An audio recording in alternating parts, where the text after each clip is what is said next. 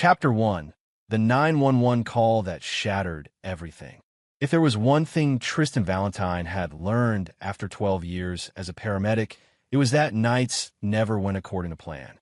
Some nights were routine, chest pains, slip and falls, too much whiskey at the wrong time. Others blindsided him completely. He just never imagined this call would be the one to destroy his entire life. The radio crackled as he and his partner, Devin Marks, sat in the rig outside a closed convenience store, finishing lukewarm coffee. Medic 12, respond priority to the Whitmore Hotel, room 714. Male mid-40s, unresponsive but breathing. Caller reports sudden collapse. Police en route. Devin groaned. Whitmore. Great. That place is 90% rich people with anxiety attacks and 10% rich people who actually need us. Tristan smirked, tossing his empty cup aside. Still beats the bar scene on a Saturday. Let's go. They pulled onto Michigan Avenue, sirens slicing through the wind. The Whitmore's towering glass facade sparkled in the city lights as they rolled up under the valet archway. A bellhop waved them toward the elevators with frantic urgency. Room 714, he said breathlessly. The woman who called seemed upset. They stepped inside the elevator, gear bags slung over their shoulders. Devin nudged Tristan. You look tired, man. Colette keeping you up again? Tristan chuckled lightly, not wanting to open that door. Something like that. The elevator chimed, and the marble hallway stretched out before them, quiet and empty. Tristan felt that familiar adrenaline sharpen his senses. Work always came first. Personal life could wait. They reached 714. Devin knocked loudly. Paramedics. A pause, then a soft, shaky female voice. Come in. The door opened, and Tristan's heart stopped. There, standing in the dim, warm light of the hotel suite, wearing nothing but a silk robe loosely tied around her waist, was Colette, his wife. For a moment, Tristan forgot how to breathe. She froze too, eyes widening, lips parting in horror. Tris? Devin glanced between them. You two know each other? Tristan didn't answer. He couldn't. The room was large, expensive, spotless. A glass of champagne sat half full on the coffee table. Clothes, not hers, were scattered near the bed. And on the king-sized duvet lay the patient. A man in his 40s, shirt unbuttoned, breathing heavily, face pale. Sebastian Bass, a name Tristan recognized immediately from the city's business news. Colette swallowed hard, pulling the robe tighter. He collapsed. I didn't know who else to call. Devin lifted an eyebrow at Tristan, who forced his voice steady. Okay, we'll handle it. He walked to the patient, kneeling beside the bed. His hands trembled for half a second before professional instinct kicked in. Sir, can you hear me? Tristan tapped Bass's cheek. The man groaned weakly. He said he wasn't feeling well, Colette whispered. We were talking, and then he just fell over. Devin shot her a thin look. Talking? Sure. Tristan forced himself not to react. Not here. Not now. He grabbed his stethoscope. Pulses slow but steady. Respiratory rates shallow. Devin started pulling out equipment. Let's get vitals. Starting a 12 lead. As Tristan positioned the oxygen mask, he caught a whiff of expensive cologne, not his. He felt something inside him crack. Colette stayed near the wall, hands shaking.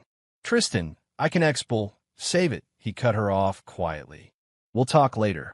Devin glanced at him again, reading the tension immediately. But he said nothing. BP is 92/60, Devin announced. We're going to need a transport. Tristan nodded and switched angles to start assessing Bass more thoroughly. His mind kept screaming. Why is she here? With him? What the hell is going on? But his voice remained calm. Mr. Bass, we're going to lift you onto the gurney. Stay with me, okay? The man mumbled something incoherent. Colette stepped closer. Please, he looked fine 30 minutes ago. Then he said he felt dizzy and... Colette, Tristan said sharply, unable to hide the edge this time, step back. She flinched. I didn't call you. I called 911. I didn't know you'd be the one. I said step back. Devin cleared his throat. Let's keep it focused, guys. They lifted the businessman carefully. As they adjusted the straps, Devin suddenly frowned. His eyes flickered toward Colette. Then again, as if noticing something. Tristan didn't catch it, too focused on keeping his shaking hand steady. Base's eyelids fluttered. "Don't call anyone," he slurred. "Don't tell." Devin glanced at Tristan. "That's odd. We'll sort it out in the rig," Tristan replied. When they pushed the gurney toward the door, Colette grabbed Tristan's arm. "Please don't leave like this," she whispered. "I can explain." He turned slowly, meeting her trembling eyes. There were 1,000 words he wanted to scream, but they had a patient. "We'll talk when I'm off shift," he said, voice like stone. Her eyes glassed with tears, but he didn't look away. Not this time. In the hallway, Devin pressed the elevator button, then leaned in close to Tristan. "Hey," he murmured. "Are you good to keep running this call?" Tristan inhaled, held, exhaled. "Yeah, I'm fine." He wasn't, but work didn't care. As the elevator doors opened, Devin hesitated. He glanced back toward the suite. His expression shifted, subtle, but definitely alarmed, like he'd seen something that didn't make sense. Tristan frowned. "What?" Devin pressed his lips into a tight line. "Tell you in the rig." Tristan didn't push it. They rolled the patient inside and let the doors close. But as the elevator descended, Tristan noticed something small, something he'd missed earlier. Devin staring at something on the tablet, then back at Colette's direction, then back at the tablet. Whatever he saw, it wasn't good. And Tristan felt, for the first time, the stirrings of something darker than heartbreak. Something like danger. Chapter 2, The Tattoo That Changes the Entire Night. The elevator doors slid open with a metallic sigh, releasing them into the ambulance bay level of the Whitmore. The carpet swallowed the hum of the rolling gurney as Tristan and Devin navigated toward the parking garage exit where their rig waited. Base's breathing had become more erratic, a wet, throaty struggle Tristan didn't like. He pushed the gurney faster. "Stay with me, Mr. Base," Tristan said, leaning in. "We're almost outside." Base didn't respond. His head lolled to the side, eyelids fluttering. Devin fished in the drug kit. "We might have to support his airway if he dips any lower." Tristan nodded, but his mind still looped back to Colette in that damn silk robe, the room, the champagne, the guilt in her voice. He forced it back. Focus. Patient first. At the rig, they loaded Base inside. Tristan climbed in and attached oxygen tubing. Devin prepped the cardiac monitor. Then, while Base lay twitching, Devin paused. His gaze sharpened, not at the patient, but toward the hallway near the elevator they'd just come from. Tristan followed his line of sight. Colette stood there, barefoot, still in her robe, pale, hands visibly shaking. "Tristan," she said softly. Please talk to me." Devin muttered under his breath. "Oh, hell." Tristan stiffened. "Colette, go back inside. We have a patient." But she didn't leave. Instead, she stepped closer, too close, as if desperate for Tristan to see something she couldn't say out loud. That's when Devin noticed it. He sucked in a breath. "Tristan," he whispered, "look at her wrist." Colette's robe sleeve had slipped back slightly as she reached toward the rig.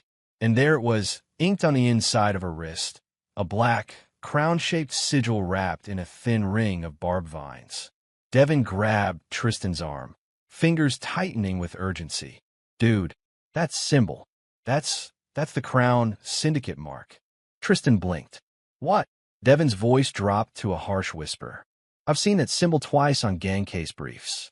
These people drug wealthy men, extort them, blackmail them, ruin their careers. They're dangerous, really dangerous."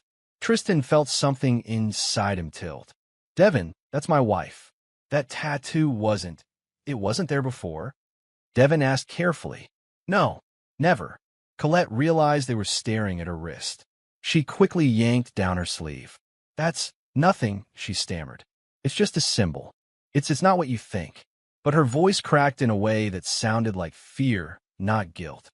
Base suddenly groaned loudly on the gurney, diverting attention. His arm jerked. His pulse thudded weakly under the pulse ox clip. Devin leaned toward Tristan, voice urgent but low. "Listen to me very carefully. If she's involved with the Crown Syndicate, this entire scene is compromised. We need PD. Now." Tristan stared at him, stunned. "Devin, you're asking me to—" "Yes," Devin said sharply. "Call the police. Do not treat her. Do not let her follow us to the hospital. and do not let her near this patient again. The finality in his tone was chilling. Tristan swallowed hard. His wife, the woman he thought he knew, might be part of one of Chicago's most notorious blackmail rings. His stomach turned. Tristan, Devin pressed, I'm serious. Don't freeze on me. That tattoo isn't random. It's their exact emblem. You call this in, or I do. Colette stepped closer, tears swelling. Tristan, please. It's not, it's just a tattoo. I swear to God. I didn't think you'd ever. Back away from the rig. Devin barked. The sharpness of his tone made her jump. Tristan felt the world narrow into a tight, suffocating space. His mind raced, Colette lying to him, being in that room, with that man, that tattoo. Colette, he said quietly, what is that symbol? She froze, eyes wide, silent. Colette, answer me. She opened her mouth, but no sound came out. Devin snapped open the radio. Dispatch, Medic 12 requesting immediate police presence at the Whitmore Hotel, Ambulance Bay. Possible criminal activity at the scene. Colette's face lost all color. Devin, she gasped. No, please. Tristan stepped out of the rig, blocking her from approaching. Colette, what is going on? Her eyes darted wildly between them. Tris, listen to me. Please. Not here. Please don't call the police. I can explain. I swear I can. Emergency sirens echoed down the ramp. Too late, Devin said softly. 2 police cruisers screeched to a stop near the ambulance bay. 4 officers jumped out, hands already near their belts. The lead officer, a woman with a stiff posture and quick eyes, approached. Paramedics? What's happening? Devin pointed to Colette. Tattoo of the Crown Syndicate. Suspicious circumstances. Possible drugging of a high-profile businessman. Colette let out a strangled sound. No, that's not. You don't understand. The officers closed in. Tristan felt like he was watching someone else's nightmare happen in slow motion. Ma'am, the lead officer said, please turn around and place your hands where I can see them. Colette's lip quivered. Tristan, she whispered, voice breaking. Please don't let them. Please, Tris, please. Tristan said nothing. He couldn't. His throat was tight, his heart pounding. The officers gently grabbed her arms, pressing her palms to the wall. Colette choked out a sob. It's not what you think. I can't tell you here. Tristan, please. More officers surrounded the rig as another team approached the still unconscious Sebastian Bass. His shirt was fully unbuttoned now, and faint marks, almost needle-like, were visible on his neck and collarbone. One officer whistled low. Yeah, this looks like their signature. Tristan felt his breath leave him. The Crown Syndicate had a pattern, and this scene matched it. Bass, the champagne, the collapse, Colette in a robe, the tattoo. The sickening realization twisted inside him like a knife. She wasn't just cheating. She was involved in something far, far worse. Bass was carefully transferred to a police stretcher, escorted by detectives who had arrived minutes later. The man groaned faintly, completely unaware of the chaos around him.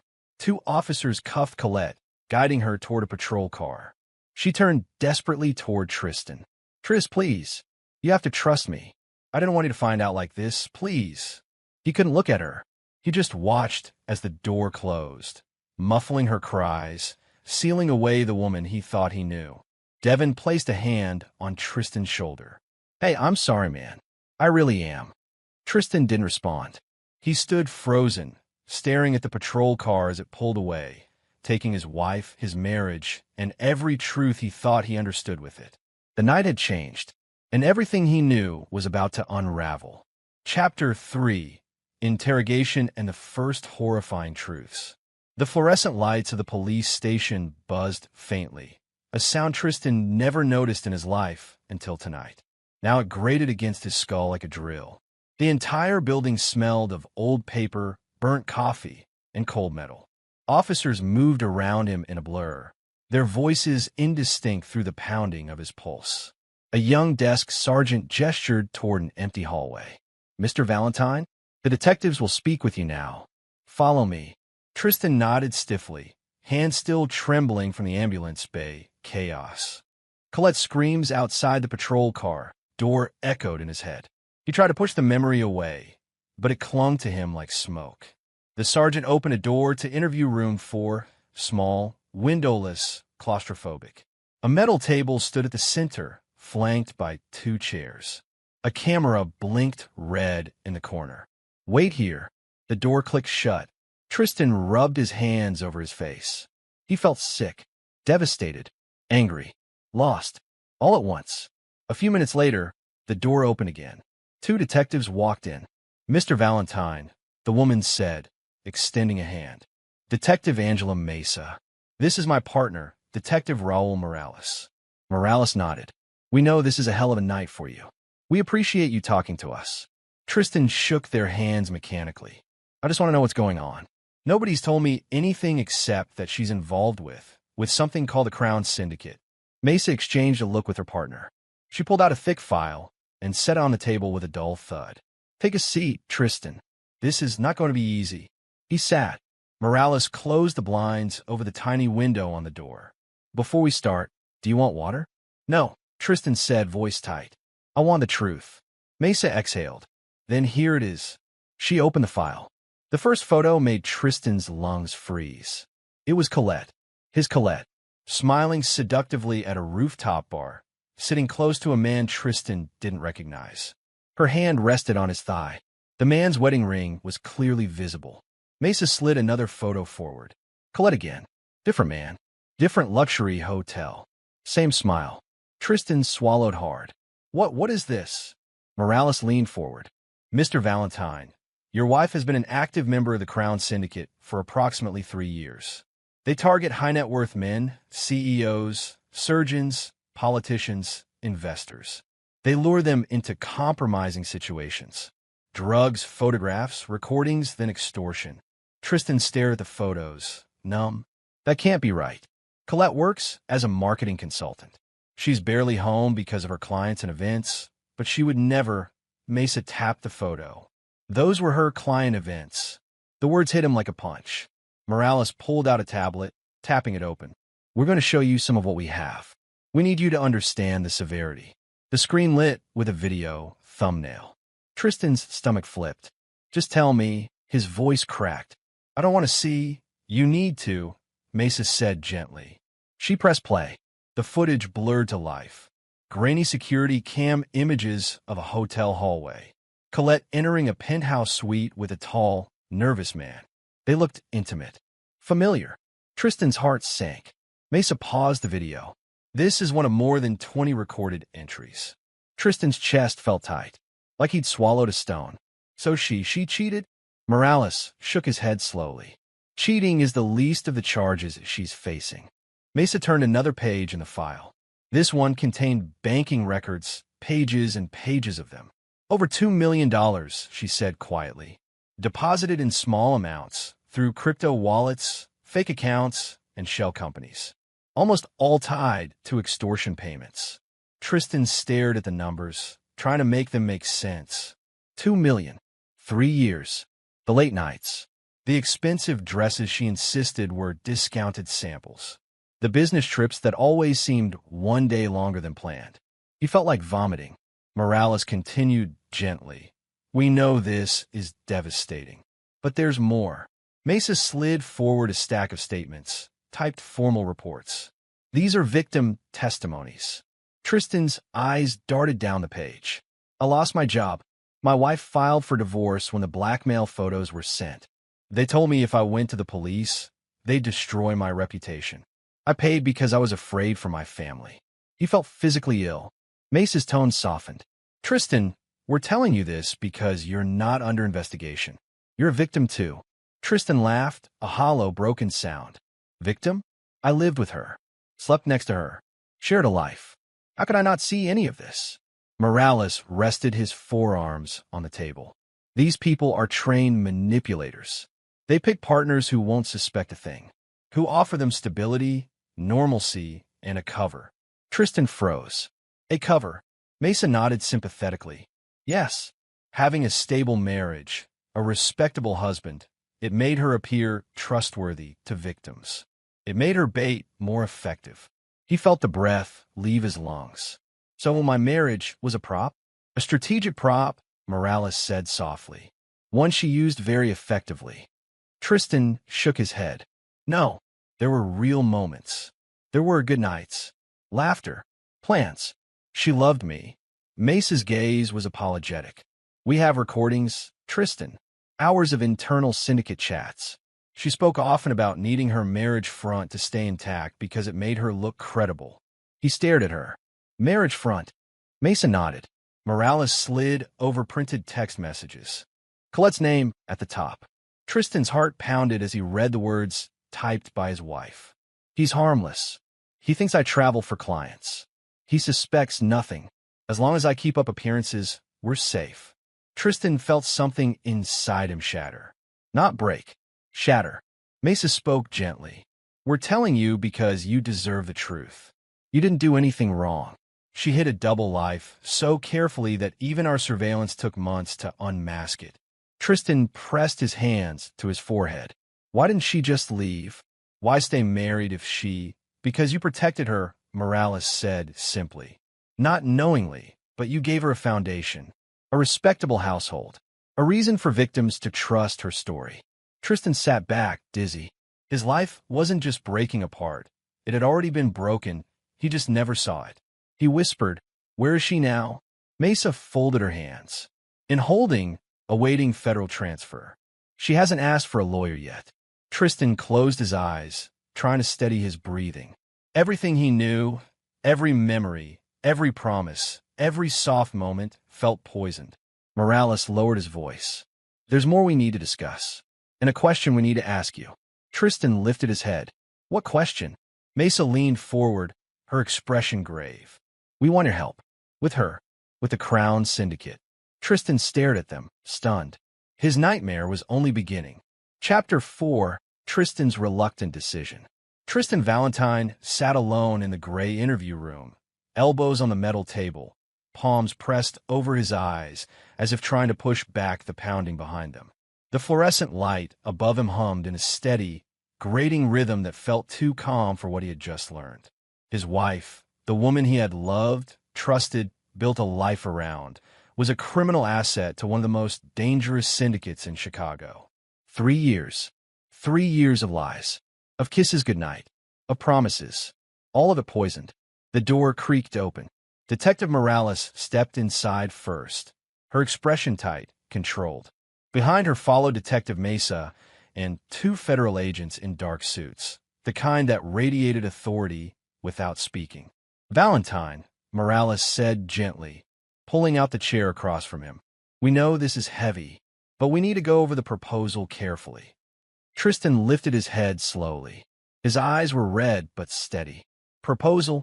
One of the federal agents, a tall, stone-faced man with silvering hair, placed a thick file on the table. I'm Agent Keaton. This is Agent Ruiz, he said, gesturing to his partner. We're leading the federal investigation into the Crown Syndicate. Your wife is a critical asset, more valuable than she even realizes. Tristan let out a breath laugh, humorless, sharp. Asset, he repeated. Is that what you call someone who's destroyed half a dozen families? Agent Ruiz clasped her hands. We're asking you to help us take them down. That means keeping your current marriage intact. Temporarily. Tristan stared at them, stunned. You want me to pretend everything is normal? To go home with her? Sleep under the same roof? Morales spoke quietly. Colette doesn't know the depth of our investigation yet.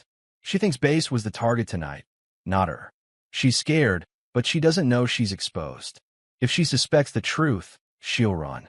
And the syndicate will close ranks before we can grab the upper tiers. Agent Keaton opened the file. Inside were photos of men in suits, women with blurred faces, encrypted messages, bank transfers, surveillance shots. For 3 years, he said, your wife has been groomed into one of their most trusted operatives. She's a courier, negotiator, and occasionally a lure. Tristan flinched. Morales paused, watching him with sympathy. We're not asking you to forgive her. We're asking you to help us finish what her arrest started. Mesa rested his knuckles on the table. If you stay, keep routine, act natural, she'll lead us to the others. But if she panics, we lose everything. Silence filled the room. Tristan inhaled slowly, his chest tight. So you wanted to play perfect husband for federal surveillance. Yes, Keaton said plainly. He leaned back, staring at the ceiling as the buzzing light grew louder. Do you know what she looked like tonight? He whispered. Not scared, not ashamed. She just tried to hide me, like I was some random paramedic who walked in at the wrong time. Morales met his eyes. Tristan, saying no is an option. We don't force civilians into operations like this. Mesa cut in, voice lower. But if you walk away, she'll know something's wrong. She'll know we have more than she realized. And she'll run, Ruiz added. She knows how. She's been trained for it. Tristan looked down at his hands, the same hands that had saved stroke victims, cardiac arrests, overdose cases. Hands that steadied lives, and now they shook with betrayal. He swallowed hard. What exactly would you need from me? Keaton slid a small black device across the table. You'll wear this. Audio tracker, disguised as a paramedic radio clip. Minimal interference. Just keep it on you when you're home. Tristan picked it up. It was lighter than he expected. You'll maintain normal routines, Ruiz continued. Conversations, meals, anything she expects. If she talks about the syndicate, if she makes calls, if she goes anywhere, we'll know. And if she becomes dangerous, he asked quietly. Mesa answered without hesitation. You call us. Immediately. Tristan's jaw tightened. She lied to me for years. She used me as cover. She risked my career, my safety, everything. And now you want me to walk back into that house like nothing happened. It's temporary, Morales said. Once we dismantle the ring, once she's indicted, you'll be free. Tristan fell silent. Keaton studied him calmly. We need a decision soon. Colette will be released on monitored conditions in the next few hours. If you're not there to pick her up, she'll know something's off. The room seemed to shrink around him. He tried to picture going home. He tried to picture her smile, now false, manufactured. He tried to imagine pretending. But then he remembered the victims' photos. People broken by the syndicate, people who had lost jobs, marriages, millions because of manipulation and threats. He exhaled shakily. If I say yes, then we move forward tonight, Ruiz said. And if I say no, then we release her, Keaton answered. She goes home alone, and likely disappears within 48 hours. The word disappeared hit him harder than expected. He wasn't doing this for her. He was doing it for the truth. For justice. For himself. Tristan straightened in his chair. His voice was steady, but his hands still trembled. I'll do it. Morales let out a breath she'd been holding. Mesa nodded once. The agents exchanged a quick look of relief. Tristan raised a hand. But I have one condition. Keaton lifted an eyebrow. Go on. When this ends, Tristan said quietly, I get to look her in the eyes and tell her it's over. No lawyers. No redirect. I want her to hear it from me. Ruiz nodded. That's fair. Morales leaned forward. We'll make sure you have that moment. Tristan stood, feeling like his legs belonged to someone else. So what now? Keaton gathered the files. Now we brief you. We set boundaries. And then you go pick up your wife and start the most difficult acting job of your life. Tristan swallowed, squared his shoulders, and followed them out of the room. His heart was breaking, but his resolve was solidifying. He would walk back into the lie, not because she deserved it, but because justice did. And when it was over, so were they. Chapter 5, Living with a Stranger. When Tristan unlocked the front door of the brownstone he once considered his safe place, he paused on the threshold. The house looked the same, warm lights, framed photos on the wall, the faint smell of lavender detergent, but it no longer felt like home. It felt like a crime scene. Colette stepped out of the kitchen when she heard the door. She was wearing a soft sweater and leggings, her hair tied back in a loose braid. Familiar, comfortable, the image of a loving wife. But her eyes flickered with calculation the moment she saw him. Tristan, she breathed, forcing a relieved smile. Thank God you're home. He swallowed the bitterness that rose in his throat. I told you I'd pick you up. She rushed forward and wrapped her arms around him. It was a hug meant to feel intimate, grounding, but he couldn't unsee the photos the detectives had shown him. The encrypted messages. The victims. The lies. He put his hands lightly on her back. Enough to look convincing. Not enough to feel anything. I'm glad you're okay, he said with practiced softness. She stepped back, searching his face. "You're being gentle. I thought you'd be furious." He forced a small laugh that hurt his chest. "I'm a paramedic, Colette. People faint in hotels all the time." The rest was just awkward timing. She relaxed visibly, too visibly. A lie was an easy bed for her. "Let's just forget it happened," she said quietly. "Please." Tristan nodded. "Sure." But he wouldn't forget. Not for a second. The house of masks. Night settled around them. Colette made pasta and poured wine while humming under her breath. She kept glancing at him, checking his mood, his reactions, his tells. She was assessing him like a mark. "So," she said lightly during dinner, "Devin seemed suspicious earlier. Did he say anything to you?" Tristan twirled pasta with deliberate slowness. "He was worried about you fainting. That's all." A lie to answer a lie. Her shoulders loosened. "Good. I'd hate for him to think something weird was going on." Tristan kept his expression neutral. "Why would he?" She froze for half a second, a glitch in a mask, then smiled again. "Exactly." After dinner, she kissed him on the cheek before heading upstairs to take a bath. The kiss felt mechanical, a pre-programmed marital gesture. He waited 10 minutes. Then he got to work. Her laptop. Tristan slipped into the home office and opened her sleek silver laptop. He placed the small federal tracking device, disguised as a flash drive, into the port. The screen came to life instantly. "Password," he muttered. He tried the obvious ones first. Her birthday, their anniversary, the dog they never got. Nothing. Then he typed the one word the agents had suggested. Crown 14. The laptop unlocked. His breath caught. The desktop was organized, color-coded, spotless. The workspace of someone who lived a double life with terrifying discipline. He clicked a folder labeled Receipts. Hundreds of PDFs, open one after another. Bank transfers, offshore accounts, cryptocurrency wallets, shell corporations. At the top of the list was the total. $2,186,300.42. Tristan stared at the number until his vision blurred. $2 million. From ruined lives. From broken marriages. From people she'd charmed, seduced, manipulated. From a life she built on deception, including her marriage to him. He felt sick. A new email notification appeared in the corner of the screen. Encrypted message from Blackbird. Tristan leaned closer. The message decrypted. Meeting confirmed. Usual place. Midnight. Bring the ledger. His stomach dropped. "Ledger," he whispered. Footsteps upstairs made him snap the laptop shut. He pulled out the flash drive just as Colette descended the stairs wrapped in a towel, hair damp, smiling softly. "Why are you in my office?" she asked, tone light but eyes sharp. Tristan forced a yawn. "Looking for the property tax paperwork. Thought I left it in here." She studied him, too long, too carefully, then nodded. "Let me know if you need help finding it." "I will." They passed each other in the hallway. He felt her gaze burning into his back. She didn't trust him. Not fully, but she didn't distrust him yet either. Soon, the burner phones. Colette was meticulous, but not perfect. At 11:07 p.m., Tristan heard the faint creak of the hall closet. He moved quietly to the top of the stairs and peered down. Colette crouched in the dark with a small fireproof lockbox.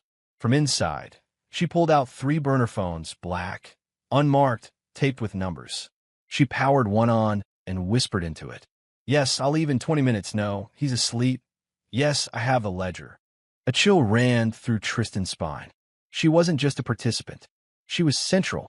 She ended the call, tucked the phones into her purse, and slipped out the front door without noticing him in the shadows.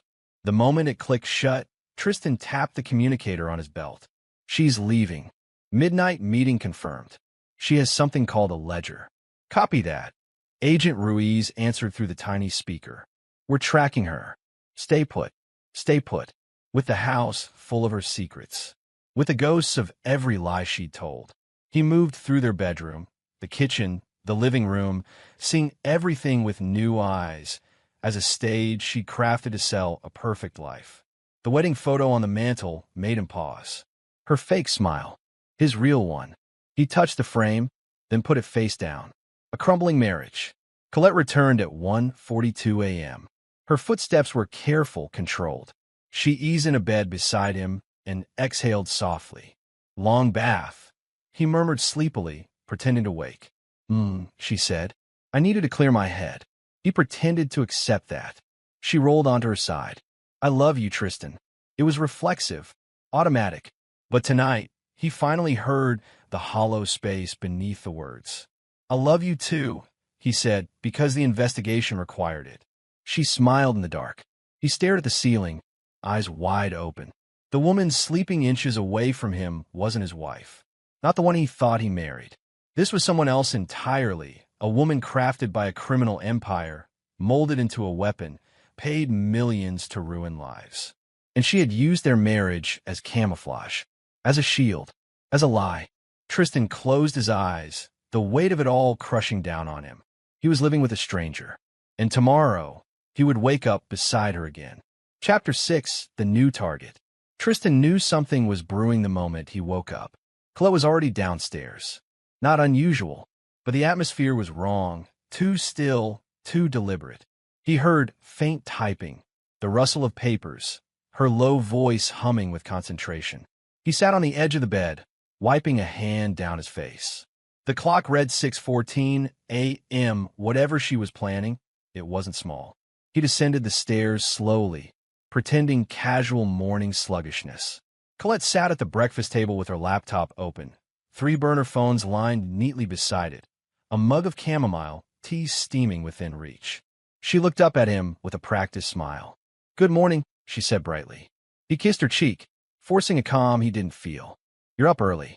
Busy day, she replied, shutting one laptop window too quickly. His chest tightened. Work? A tiny smirk flickered across her face. Not playful, confident, sharp, something like that. She slid a glossy folder across the table toward him. Tell me what you think. Just business feedback. Business feedback. He knew better than to question that wording too hard. Tristan opened the folder. A man's photo stared back at him. Strong jawline. Clean suit. 40-ish. The name printed below it. Matthew Olson, founder and CEO of Olson Tech Net Worth. $412 million. Tristan's breath caught, but he kept his expression neutral. He's impressive. Colette leaned back in her chair, eyeing him as if she wanted to watch his reaction molecule by molecule. He's my new client. His throat tightened. Client. A potential investor, she clarified with a slight tilt of her head. But these types always want more than business. They love attention. They love flattery. She paused, letting her voice soften. They love feeling special. He stared at the folder, heartbeat thudding like a drum against his ribs. You met him already? Not yet. Tonight. She crossed her legs, her tone growing almost playful. But I already know how it'll go. They're all the same, Tristan. Men with money are predictable. Needy. Easy. She lifted her mug, taking a slow sip, eyes locking with his over the rim. And Olson is about to be the biggest payday of my career. He forced a tight smile. I'm sure. She stood suddenly and walked toward him, draping her arms over his shoulders. Don't look so serious. It's just business networking. I need to make connections. You know that. You're good at it, he said quietly. She kissed his cheek. Very good. She picked up her phone and disappeared into her office, heels clicking on hardwood. The moment the door closed, Tristan exhaled, grabbed the folder, and slipped out the back door. The call to the detectives. Tristan's hands were trembling as he stepped into his car, shutting the door quietly. He pulled the police-issued, encrypted phone from his glove compartment, dialed Detective Mesa, and waited. She answered on the second ring. Valentine, talk to me. It's happening, he said, flipping open the folder. She's going after someone named Matthew Olson. Tech billionaire. She's meeting him tonight. A beat of silence, then a sharp inhale. Oh, hell, Mesa muttered. He told us she'd make a move, but we didn't know when. Who? Tristan asked. Do you know him? Mesa's voice changed, lower, tighter. Tristan, Matthew Olson is not a billionaire. Tristan blinked. What? He's an FBI agent. Deep undercover. He's been embedded in the Crown Syndicate's Tech Target division for a year. Tristan's pulse skyrocketed. Wait, he's a plant. He's the keystone of a federal sting, Mesa said. The Bureau has been planning a takedown of the entire syndicate. A full sweep. Your wife's next move is what triggers it. Tristan pressed a hand to his forehead. So they want her to go through with it. Exactly, Mesa replied. We need everything, her approach, her meetings, her communications with her handlers. Olsen is prepared. The Sting team is in place. Tristan stared through the windshield, mind racing. This isn't just about her, is it? It's about all of them, Mesa said. Your wife is a high-value operative. She has contacts we haven't even identified yet. Tristan shut the folder, hands shaking. So what do you need from me? Mesa spoke slowly, deliberately. We need you to keep her calm. Keep her thinking you by her lies. Keep her talking. We need her confident, not suspicious. A cold wave washed through him. You want me to help her trap a man who's actually an FBI agent, he said with bitter disbelief. Mesa's voice softened. We want you to help us trap the people who destroyed your marriage. He closed his eyes. He thought of the victims' faces, the recordings, the ledger, the betrayal. Okay, he whispered. Tell me what to do. Evening preparations. When Tristan returned inside, Chloe was already upstairs, arranging outfits on the bed. He lingered in the doorway. She held up a long black dress, body-hugging but elegant. This one, she declared. Men like Olsen respond to sophistication. Tristan swallowed hard. Looks great.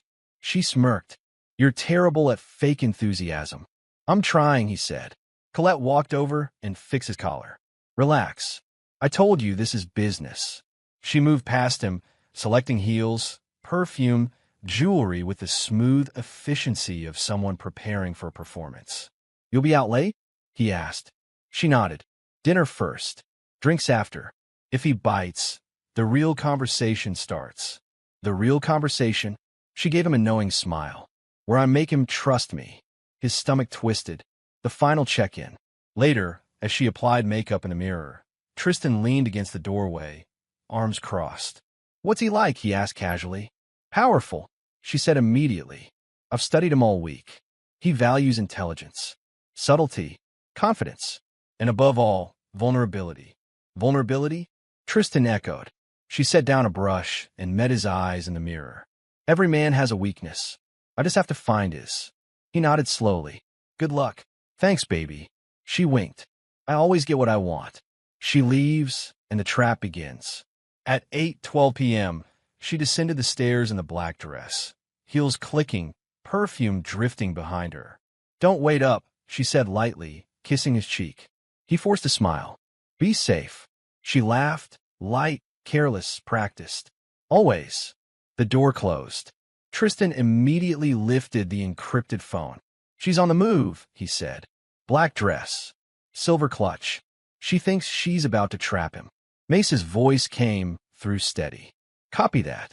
What she doesn't know is she's walking straight into ours. Tristan stared at the closed door, heart cold. Tonight was the beginning of the end. Chapter 7, The Night of the Sting. Tristan had imagined this night 1,000 different ways. Screaming confrontations, tearful confessions, violence, denial. But the reality was quieter, more chilling. Colette floated down the stairs around 6:47 p.m., wrapped in a deep burgundy dress that shimmered under the hallway light. Her hair was curled softly, lips painted a controlled red, clutch in hand. She looked expensive, effortless, and entirely manufactured. Do I look overdressed? She asked, spinning once. Tristan met her eyes, feigning warmth. Not at all.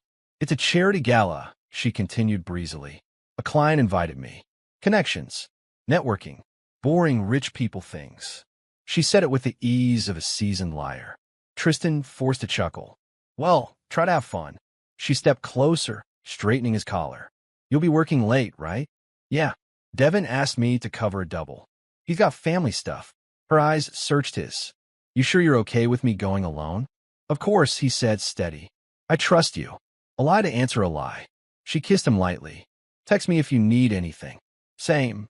And with a soft click, the door shut behind her. Tristan exhaled, pulled out his phone, and sent a single text to Detective Mesa. She's left. Phase 2. The double shift. At 7:15 p.m., Tristan slid into the passenger seat of the ambulance. Devin was scribbling something on a clipboard. Evening, lover boy, Devin said, without looking up.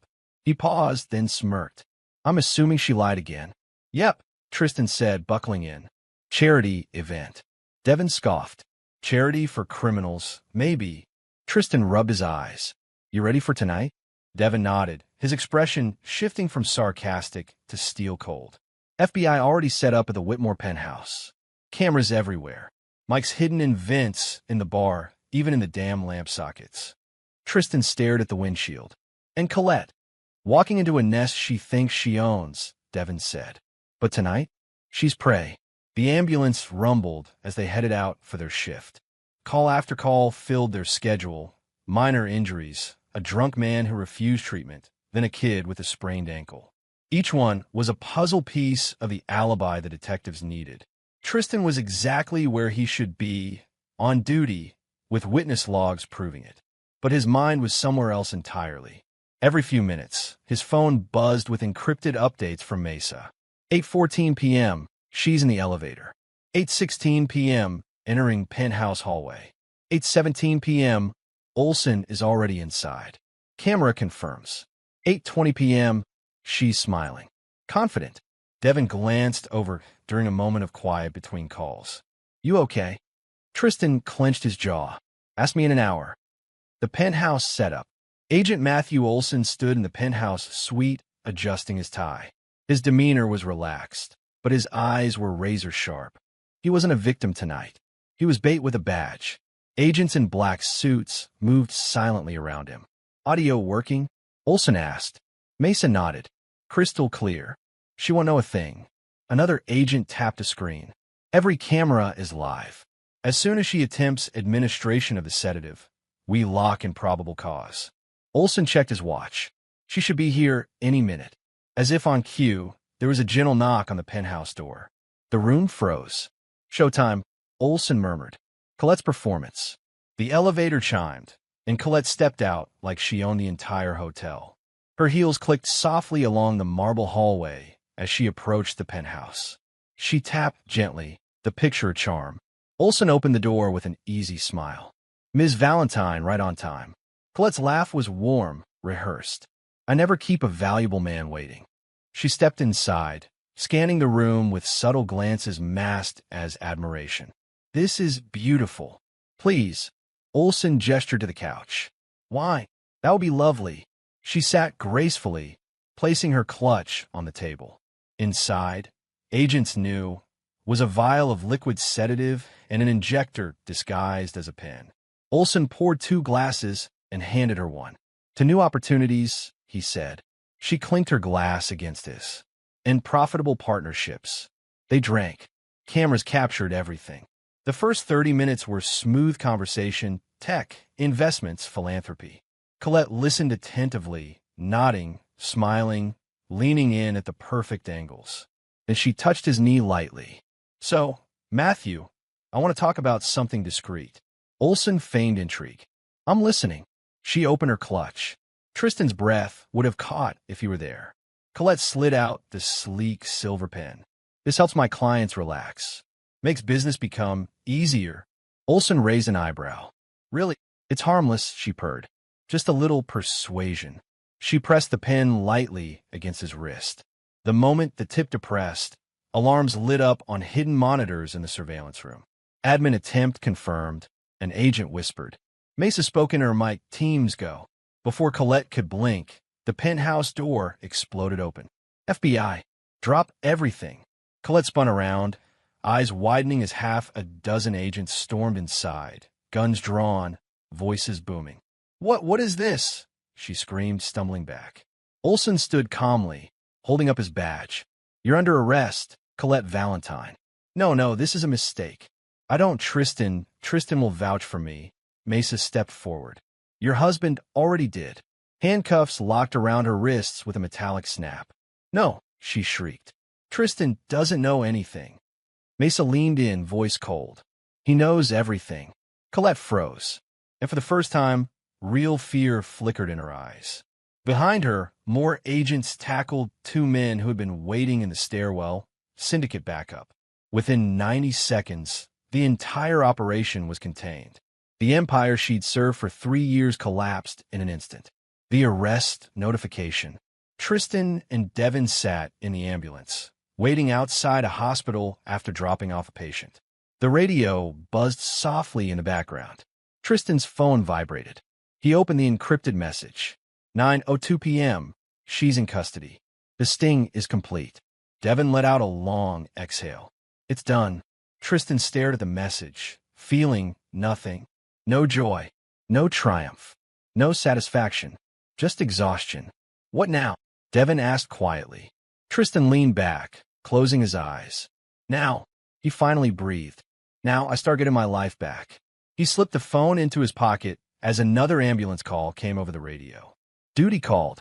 Life moved forward. And miles away, Colette Valentine, master manipulator, Crown Syndicate operative, his wife in name only, was being led into a federal transport van in handcuffs. Her reign was over, and the real war was only beginning. Chapter 8, Colette's Desperation. The call came just past noon. Tristan had been sitting at his small kitchen table, stirring a cup of coffee gone cold, staring at nothing. The apartment was quiet, too quiet for a life that had once been full of laughter, morning routines, shared plans, and the illusion of a marriage built on trust. Now the silence felt like a verdict. His phone buzzed. Unknown number. Then the automated voice. You have a Colette call from a detainee at the Federal Holding Center. Inmate. Colette Kane. Press 1 to accept. Tristan closed his eyes. Of course. It was only a matter of time. He pressed 1. A sharp inhale filled the line, followed by frantic breathing. Tristan? Tristan, baby, is that you? Her voice used to bring him comfort. Now it scraped against his ears like glass. Yes, he said flatly. It's me. Oh, thank God, thank God. A shaky sob burst out of her. I've been trying to reach you for hours. They won't let me call again, and Tristan, please, you have to help me. You have to get me out of here. He said nothing. Colette sniffed loudly. I know you're angry. I know you're hurt. But please just listen. This is all a mistake. A setup. Someone framed me. Those agents, they're lying about everything. Tristan leaned back, letting her words spill out. He wanted to hear just how far she'd go. Tristan, baby, please say something. I'm listening, he said. Colette exhaled shakily, as if relieved to have a crack in the door. Good. Okay. Tristan, you know me. You know I'd never do anything like what they're saying. The money, those accounts, they aren't mine. Someone used my name. Someone targeted me. Tristan let out the faintest huff of disbelief. Is that so? Yes. Yes. Her voice sharpened with desperation. And that man, the man in the hotel room, they're twisting it. I swear, I was helping him. He was a client who needed... Look, it doesn't matter. What matters is I need you. I need my husband. Please. Husband. The word had never felt more counterfeit. Colette continued in a breathless stream. They're saying awful things, Tristan. They're accusing me of blackmail, extortion, conspiracy. They want to charge me as an organizer. If they do that, I'll never see the outside again. Her voice broke.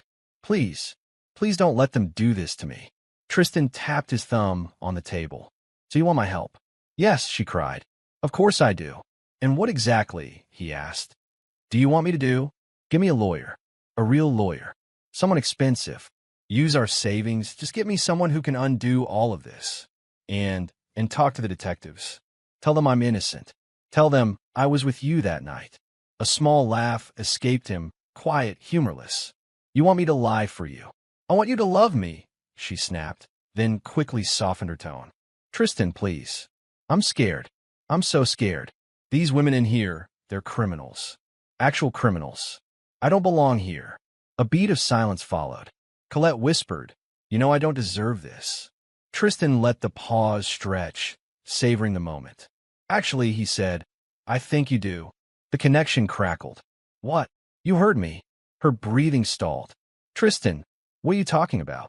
He finally sat forward, elbows on the table, voice cold and steady.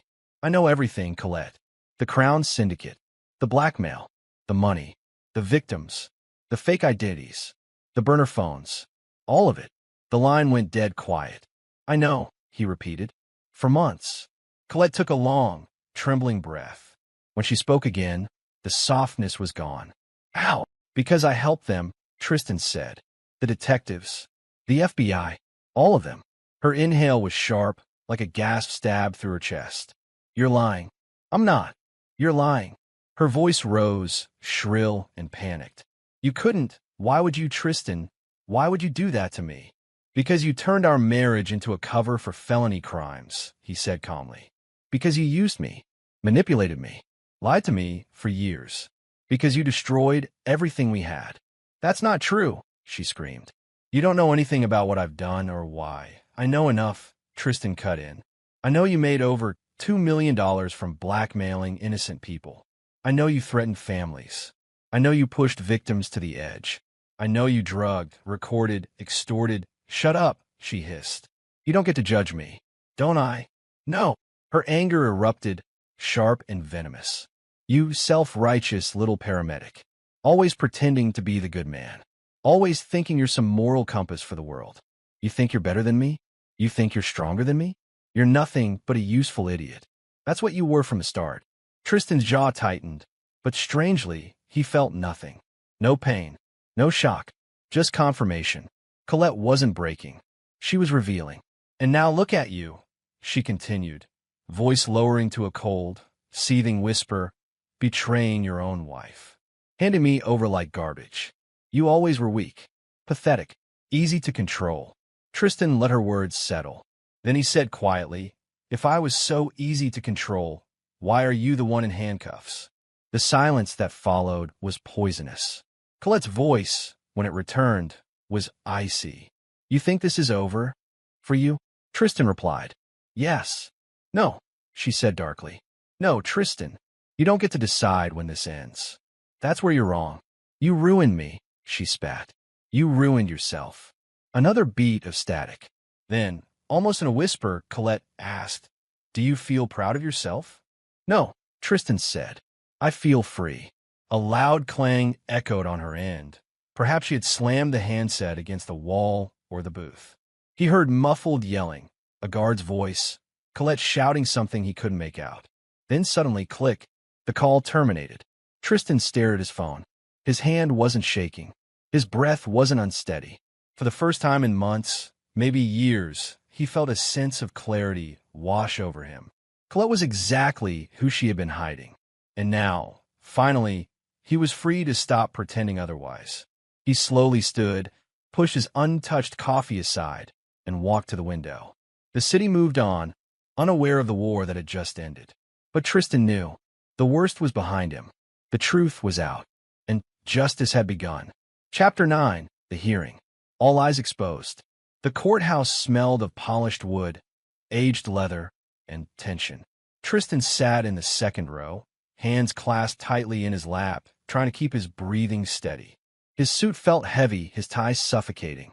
He had prepared for this moment for months. Yet nothing could have truly readied him for the weight of watching Colette sit in that defendant's chair. Her composure a fragile veneer over a storm she could no longer control. The room buzzed with murmurs as attorneys shuffled papers, clerks tapped keyboards, and the judge adjusted her glasses. A small crowd of victims, journalists, and law enforcement officers had gathered. Everyone seemed to know this was a spectacle, a reckoning long overdue. Tristan's eyes scanned the gallery. Some faces were familiar. Men and women whose lives Colette had shattered, who now had the courage to witness the woman who had destroyed so many. When the bail hearing began, Colette's attorney attempted the first gambit, speaking quickly and confidently. Your Honor, my client maintains her innocence. She has been a devoted wife and citizen, and these allegations are exaggerated.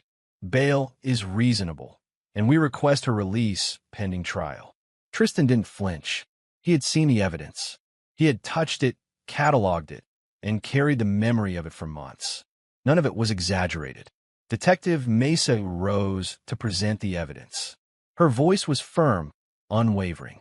Your Honor, the defendant, Colette Valentine, has been involved in a 3-year conspiracy of blackmail, extortion, and fraud. She has targeted wealthy individuals, leveraging their secrets to obtain over $2 million in illicit gains. The evidence we present today is irrefutable. Mesa began presenting a series of exhibits. Digital logs flashed on the courtroom screen. Encrypted messages, email correspondence, financial transfers, and screenshots of secret meetings. Each one mapped a meticulously planned campaign of manipulation and deception. Tristan's stomach turned as familiar names appeared. People he knew were now victims of Colette's schemes. Exhibit B, Mesa continued, includes audio recordings and video footage of attempts to drug and extort victims. The defendant coordinated with others in the Crown Syndicate, using persuasion, deception, and sedatives to obtain compliance. A hush fell over the courtroom. Colette's eyes darted around, a flicker of panic betraying the calm mask she had worn for years. She opened her mouth, then closed it again, realizing the recordings could not be denied. Next came the testimony. One by one, victims stepped forward, voices trembling but resolute. A businessman described receiving an envelope containing photographs of a private encounter, followed by threats to ruin his career unless he paid exorbitant sums. A young woman detailed the collapse of her family's finances after being coerced into false agreements. Each story struck like a hammer. Each victim painted a picture of Colette not as a wife, not as a partner, but as a calculating predator. Tristan clenched his jaw. He remembered the faces of those people. He remembered the messages, the silent cries for help, the ruined careers. And now Colette was seeing it too. Finally, Mesa called the syndicate leader, Marcus Klein, to testify. He entered the courtroom, hands cuffed, escorted by federal agents. His reputation was notorious, yet he seemed oddly calm, almost smug. "Mr. Klein," Mesa began, "can you describe Colette Valentine's involvement in the Crown Syndicate?" Klein's gaze swept over Colette. He smirked. She was perfect, charming, intelligent, unsuspecting. She married Tristan Valentine strategically, made him look like a devoted husband, a stabilizing figure. That way, she appeared respectable. That's how she gained access to her marks. That's how she earned their trust. Colette's face went pale. Her lips parted, then quivered, and she looked down at the table, unable to summon any reply. Klein continued. "I watched her rise through the ranks. Every move calculated. Every man, every family, every dollar. She was ruthless, and she loved every second of it." Tristan felt his chest tighten. He didn't feel satisfaction. He felt vindication. The marriage he thought was real had been a facade, a carefully orchestrated stage. Yet, even amid the betrayal, a strange sense of closure washed over him. The prosecution played video footage next. Colette in the hotel suite with Sebastian Bass, smiling, gesturing, holding a glass of wine. The angle shifted to show her preparing a small vial.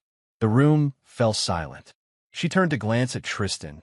On that footage, he was absent, but he felt the sting of recognition anyway. Then came the digital trails. Encrypted communications between her and other syndicate members, detailing plans, schedules, and targets. The judge flipped pages with a slow, deliberate rhythm. Every exhibit stacked against Colette like bricks in a wall she could not scale. Finally, the judge asked the prosecution, "Based on the evidence, is there any possibility of bail?" Mesa's reply was unwavering. "No, Your Honor.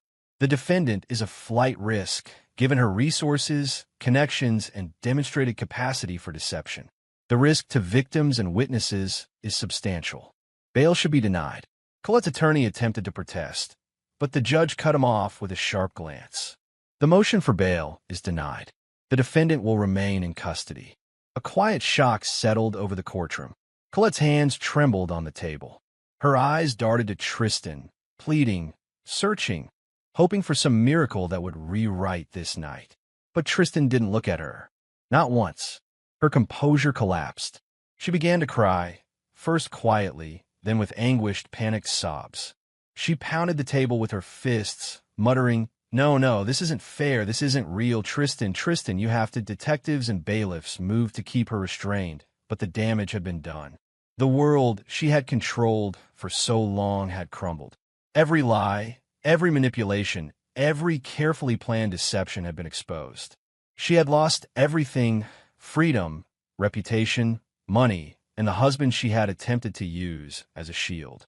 Tristan finally allowed himself a small exhale, shoulders slumping as a wave of relief mingled with sorrow washed over him. He had survived. He had seen the truth laid bare, and the woman he once loved, or thought he did, had been unmasked for who she truly was. For the first time in years, Tristan felt the weight lift. Justice had begun, and there was no going back. Chapter 10. The Fall of the Crown Syndicate. The federal courthouse was buzzing with activity. Agents scurried in dark suits, their phones pressed to ears, folders under arms. Reporters hovered near the entrance, pens ready, cameras poised. Tristan Valentine stood quietly in a corner of the gallery, hands folded, heart hammering, not from fear, but from the weight of what he was about to witness. Colette Valentine entered, flanked by her attorney and federal marshals. She wore a standard-issue prison blazer over a crisp blouse, her hair tied back tightly. Gone were the silks and designer gowns. The air seemed to strip away her glamour, leaving only a woman exposed. Her eyes swept the room and finally landed on Tristan. He met her gaze steadily, calm, composed. There was no compassion there, no warmth, just the quiet steel of someone who had survived betrayal and was finally free from its grip. The judge called the court to order. We are here for the plea hearing of Colette Valentine, defendant in United States versus Valentine et al. Ms. Valentine. Do you wish to enter a plea at this time? Colette swallowed hard, her fingers twisting in her lap. Her attorney leaned close, whispering instructions, reminders of the consequences. She nodded, though her eyes flicked to Tristan one last time. I plead guilty, she said, voice wavering but firm. A collective gasp swept the courtroom. The Crown Syndicate had been elusive for years, slipping through investigations, leveraging wealth and connections, avoiding conviction. The fact that Colette, one of their most cunning members, had finally surrendered was monumental. The prosecutor stood, papers in hand. Your Honor, in light of Ms. Valentine's cooperation and guilty plea, the United States recommends a sentence of 25 years in federal prison, with no possibility of parole for 15 years. We also request that the court order full forfeiture of all assets connected to criminal activity. Colette's attorney attempted a final appeal, voice tight. Your Honor, Ms. Valentine has shown remorse and willingness to cooperate. While the charges are serious, a sentence allowing eventual parole would recognize her cooperation and remorse. The judge's gaze was sharp, unyielding. The law must weigh the scale of justice against the magnitude of the crimes. Ms. Valentine's actions were calculated, deliberate, and affected countless victims. The recommended sentence is appropriate. Colette's shoulders slumped. Her eyes filled with tears, but there was no fire left in them. The bravado, the arrogance, the manipulative charm, everything that had defined her was gone. For the first time, the reality of her actions hit her fully. Tristan listened in silence. He felt no satisfaction in her despair, no joy in her tears. Instead, he felt relief. The unbearable tension that had held his life hostage for years began to ease. Justice was no longer an abstract concept. It was tangible, delivered. One by one, other members of the Crown Syndicate were addressed. Marcus Klein, the calculating leader, received 30 years. Associates who had facilitated blackmail, extortion, and coercion faced 20 to 30-year sentences. The organization, once a shadowy empire of fear and wealth, was being dismantled piece by piece in real time. Colette leaned forward, glancing at the courtroom walls as if searching for a window out. The truth had trapped her in a cage far more confining than steel bars. The victims she had tormented, some present in the gallery, some watching on livestream, were now witnesses to the consequences. Faces filled with quiet vindication. One man, whose life she had ruined financially, looked directly at her. She flinched. The judge's gavel slammed down. This court acknowledges Ms. Valentine's plea. Sentencing will proceed in accordance with federal guidelines. Ms. Valentine will be remanded immediately to federal custody. Marshals approached Colette, her hands cuffed in front. She stared at Tristan one last time, searching, pleading silently, but he didn't look back. His eyes were fixed forward, toward the empty courtroom walls and the life awaiting him outside these halls. As she was led away, the courtroom felt heavier, charged with the weight of what had been revealed and what had been lost. Tristan stepped outside into the winter air. The city streets were bustling, oblivious to the historic collapse of one of the nation's most dangerous criminal organizations. The wind cut through him, brisk and cleansing.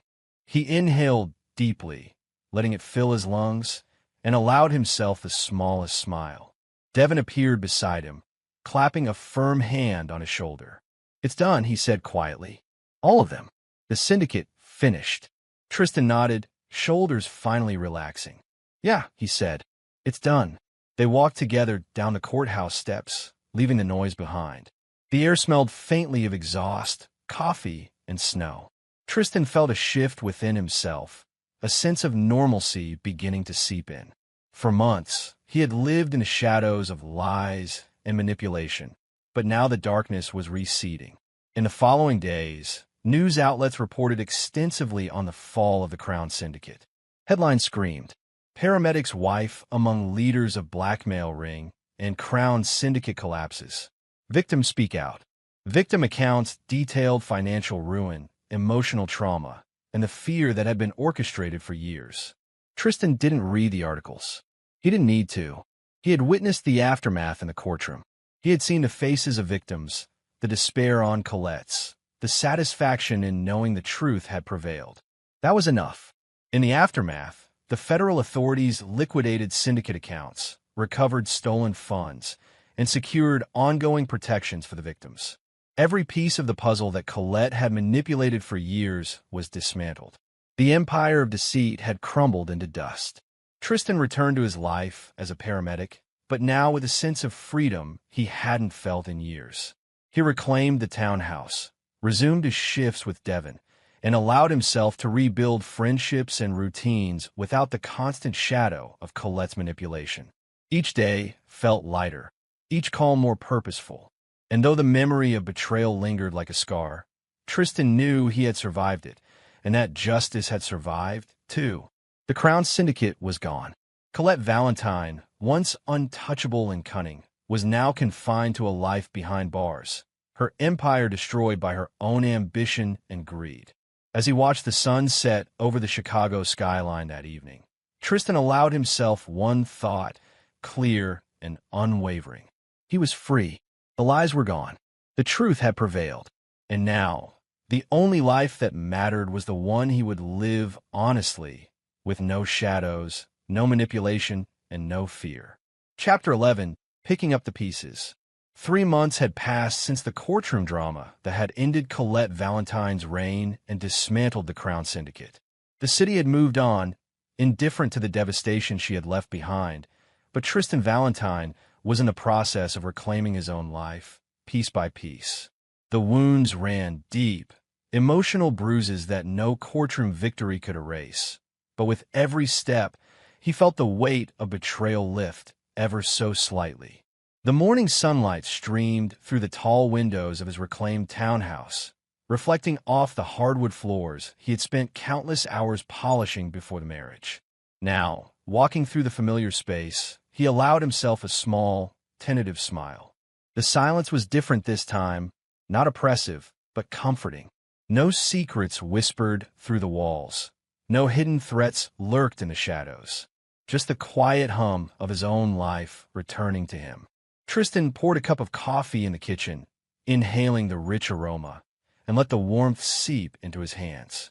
For the first time in years, he could enjoy such a simple act without tension gnawing at the edges of his consciousness. He sat at the small breakfast table and opened the mail, scanning letters and bills that had accumulated while he had been embroiled in a legal nightmare. Most were routine, but one caught his eye, a letter from his therapist's office confirming his first follow-up session. Time to finally deal with this, Tristan muttered under his breath. He hadn't realized how much the stress of Colette's betrayal had accumulated until he stepped into the therapist's office later that afternoon. Dr. Marlowe, a calm, patient woman with gentle eyes, greeted him with a warm smile. "Tristan, welcome back," she said, gesturing toward a comfortable leather chair. He sank into it, feeling the familiar pull of his racing mind. I guess I'm not really sure where to start." Start wherever feels honest, she encouraged. You've been through a lot. And he had. 3 months ago, he had been blindsided by the knowledge that the woman he had married and loved was a manipulative criminal mastermind. He had lived with her every day, hiding the truth from himself, rationalizing her actions, excusing her behavior. Now, facing the aftermath, he could see it clearly. Years of deception, emotional manipulation, and exploitation. And yet, despite the anger and hurt, there was relief. He had survived, and justice had been done. Tristan spent the session recounting the months of undercover work, the sting operation, the courtroom hearings, and the slow process of dismantling Colette's empire. Dr. Marlowe listened intently, occasionally nodding, offering gentle prompts. By the end of the hour, he felt a strange lightness. He had carried so much alone for so long, but speaking it aloud made it less heavy. After therapy, Tristan met Devin at their favorite cafe. The paramedic partner greeted him with a grin and a playful jab. Look at you, sitting there all grown up, talking to therapists and drinking herbal tea. What happened to the reckless Tristan who used to inhale black coffee like it was oxygen? Tristan laughed, a deep, genuine sound that felt foreign but welcome. Reckless Tristan is in recovery, he said, learning to breathe, apparently. They spent the afternoon talking, not about Colette, not about the Crown Syndicate, but about mundane things. The chaos of the ambulance shifts, old cases, and their shared love for Chicago's late-night diners. It was grounding, normalizing, and, for Tristan, healing. Returning home later that evening, Tristan walked through the townhouse, noticing the small details he had missed before. The sunlight on the staircase banister, the scent of fresh paint in the guest room he had finally refurbished, the sound of his own footsteps echoing through the empty hall. He ran his fingers along the kitchen counter, recalling the countless nights spent anxious and afraid, waiting for a phone call or a text that would never come. He paused at the living room window, looking out over the city skyline. The street below was alive with cars, pedestrians, and the faint hum of distant construction. He realized how long he had existed in a state of suspended disbelief, trapped in Colette's web, always anticipating the next lie, the next betrayal. Now, the city moved forward and so could he. The divorce had been finalized 2 months ago, granting him full ownership of the townhouse and an equitable settlement of the assets they had shared. Legally, the marriage was over, but emotionally, it had taken far longer to untangle the threads. Every document signed, every final decree filed, had felt like a release of invisible chains. Tristan allowed himself to smile, finally accepting that he didn't have to carry the weight of her deceit anymore. That night, he called his sister, Olivia, whom he hadn't spoken to much during the turmoil. "Hey," he said, voice slightly hesitant but warm. "I'm okay. I think I'm starting to be okay." "Tristan," she said, her voice soft, almost emotional. "It's so good to hear you say that. You've been through hell. I've been worried about you." "I know," he replied, "but I'm rebuilding. Slowly, but I'm getting there. We're back to normal. I'm settling in here. I even started therapy." "It's helping." "That's amazing," Olivia said. "And I'm here. Always. You don't have to do this alone." For the first time in months, Tristan felt truly connected to someone outside the walls of deceit and manipulation. He hung up, a sense of warmth spreading through him.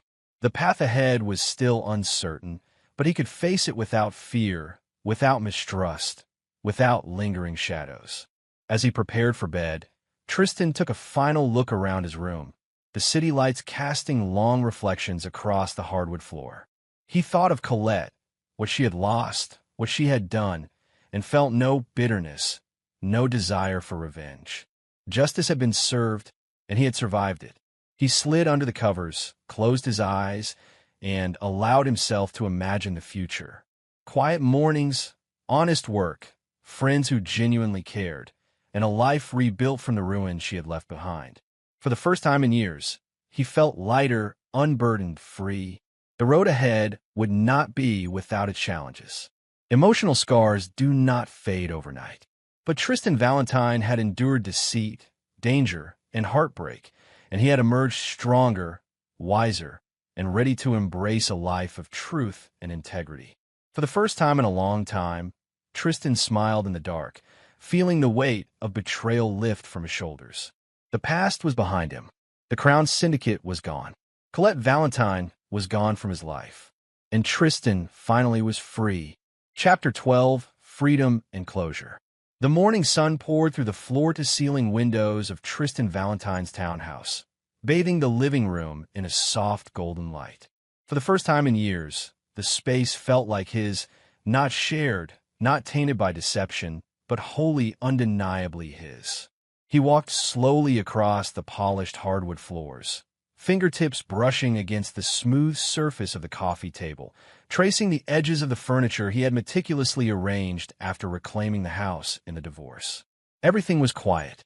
The hum of the city outside was distant, unobtrusive.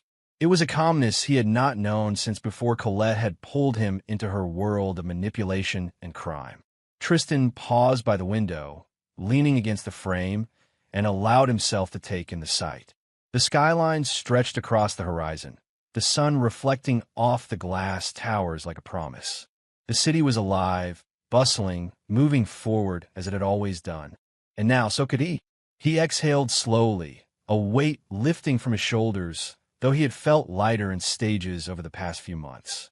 Therapy sessions had helped him untangle the years of emotional manipulation. Work had reminded him of the man he was before betrayal had clouded his life. Friends had been patient, welcoming him back, offering laughter, shared meals, and the comfort of genuine connection. And yet, walking alone through this home, he realized he was truly free, finally, utterly free. Freedom, he muttered under his breath, almost tasting the word, letting it settle in his chest. It's quiet, it's heavy, and it feels good. He wandered through the living room, lingering by the shelves where he had placed small mementos from his life before Colette. Photographs of family, a few medals from Paramedic awards, a tiny model of the Chicago Fire Department ambulance he had once driven. Each object told a story of integrity, dedication, and the man he had always been underneath the weight of deception. He paused at a photo of him and Devin, taken years ago on the roof of the hospital after a long shift. They had been laughing, unaware of the storm that would later upend Tristan's life. A faint smile tugged at Tristan's lips. "She really underestimated me," he whispered. "She thought I was beneath her, thought I'd never see through the mask." He shook his head slowly, chuckling to himself. But truth doesn't need muscles or cunning. It just needs patience. The thought of Colette no longer ignited anger, only a calm, rational understanding of what had been. She had made choices. She had manipulated, deceived, and destroyed lives. And in the end, it had all collapsed, not because of rage or revenge, but because the truth always finds a way. That realization alone brought a deep, satisfying closure he had long craved. He wandered into the kitchen, pouring himself a glass of water. The small acts of everyday life, making breakfast, brewing coffee, checking the mail, felt different now, purposeful. He could finally take pleasure in the ordinary without suspicion, without fear. Sitting at the kitchen island, he ran a hand through his hair and let his thoughts drift. For years, he had lived in a heightened state of alertness, analyzing every word, every glance, every behavior. Trust had been a weapon Colette wielded against him. Now, trust was a choice he could make freely. He thought of his friends, his colleagues at the paramedic unit, and even the strangers he helped daily. Connections that were real, human, honest. The simplicity of it was almost dizzying. He rose and walked toward the staircase, stopping midway to look out the small landing window. The city streets below were beginning to bustle, with people heading to work, kids walking to school, couples holding hands. Life moved relentlessly forward, and for the first time, he didn't feel like an observer. It was his life, too. A soft chime from his phone drew his attention. A text from Devin appeared. "Coffee later? My treat. You've earned it." Tristan allowed himself a small laugh, the sound echoing warmly through the empty house. "Yeah, I've earned it," he typed back. He realized something else, too. He didn't need to plan for Colette's next move, or anticipate lies, or calculate how to survive another deception. The danger had passed. She was behind bars, the Crown syndicate dismantled, victims finally heard. He had done his part, and now the rest was the world's to sort out. Stepping outside, onto the front porch, Tristan felt the sun on his face. A crisp breeze carried the faint scent of winter's last chill, but was invigorating, refreshing. He breathed deeply, feeling it fill his lungs, grounding him in the present moment. For the first time in years, the world felt vast, open, and welcoming, not threatening or controlled by someone else's machinations. He let himself smile, properly this time, unrestrained. There were no threats, no secrets, no hidden agendas, just life, bright and real, waiting for him to live it on his own terms. He thought of the long road ahead, of rebuilding friendships, maybe exploring new relationships, and of finding purpose outside the shadow Colette had cast. And for the first time, all of it seemed possible. Tristan took a slow, deliberate step forward, letting the porch railing slide through his fingers.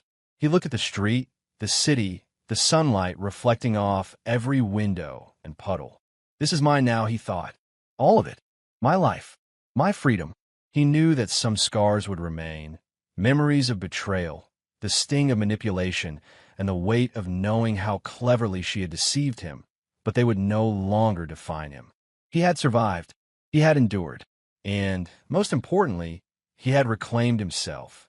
Turning back toward the house for a moment, he cast one last glance at the empty doorway, a silent farewell to the past. Then, stepping forward, he left the porch behind. The sun bathed him fully now, and with every stride, the sense of liberation deepened. He was walking toward a life unburdened, toward days filled with honesty, purpose, and quiet satisfaction. Tristan Valentine was finally free, not through vengeance, not through bitterness, but through truth. He carried the knowledge that deceit and manipulation, no matter how sophisticated, could not withstand the light of honesty and integrity. And in that moment, as he walked down the steps into the sun-drenched street, he knew, with a calm certainty, that he would never be enslaved by someone else's lies again. The city stretched endlessly before him, alive, vibrant, and full of possibility. And Tristan Valentine, survivor of betrayal, paramedic, and finally master of his own life, stepped confidently into it, ready to begin anew.